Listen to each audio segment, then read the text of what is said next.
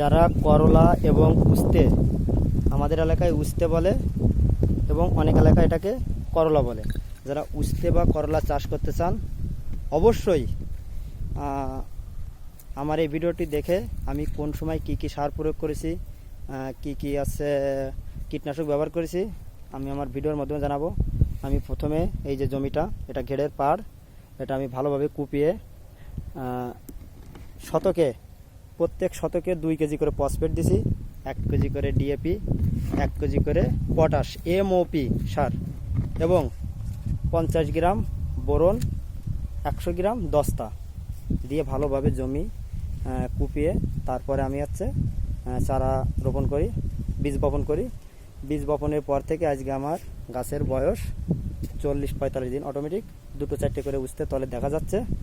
আমি প্রথম স্প্রে দিছিলাম চারা অবস্থায় আপনার ইমিটাক্লোরোপিড, এটা হচ্ছে আপনার অটো কোম্পানির, এবং সাথে দিছিলাম ম্যানকোজেব সিনজেন্টা কোম্পানির, যেটাকে আমরা রিডোমিল গোল্ড বলি, দুটো একসাথে স্প্রে করেছিলাম। তারপরে আস্তে আস্তে গাছ ডগা যায় এবং সুতলি পোকার জন্য আমি সুতলি পোকার জন্য সিনজেন্টা কোম্পানি ভার্টিম্যাক এবং ব্যাবিলন কোম্পানির অ্যাবামেট্রিন বেনজয়েটের ছোট্ট একটা পাতা আছে 10 গ্রামের, যেটাকে বলে লরেন্ট, এই দুটো একসাথে স্প্রে করছি।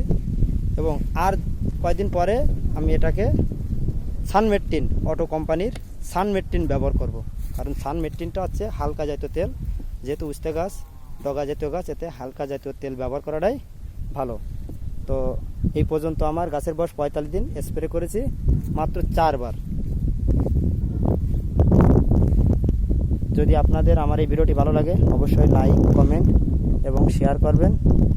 আশা করি এর পর্যায়ক্রমে উস্তে গাছের বা করলা গাছের যে আপনার শিডিউল সার প্রয়োগ করা, এটা আপনাদের অবশ্যই আমি দেখাবো আমার ভিডিওর মাধ্যমে। আরেকটা জিনিস বলতে ভুলে গেছি, আমি এখানে শতক প্রতি 100 গ্রাম করে ট্রাইকস্ট জৈব সারের সাথে, সেই জৈব সারটা কিছু কম্পোস্ট প্লাস আছে খোল, ওর সাথে নিয়ে আমি মাটিতে প্রয়োগ করেছি। তো সবাই ভালো থাকেন। যদি আমার ভিডিওটি ভালো লাগে অবশ্যই চ্যানেলটি সাবস্ক্রাইব করবেন এবং লাইক কমেন্ট করবেন। যদি কারোর কোনো সমস্যা হয়ে থাকে উস্তে গাছের বা করলা গাছের, আমাকে কমেন্ট করলে আমি অবশ্যই আপনাদের সুষ্ঠু ফলাফল দেওয়ার চেষ্টা করব। তো ভালো থাকেন বন্ধুরা।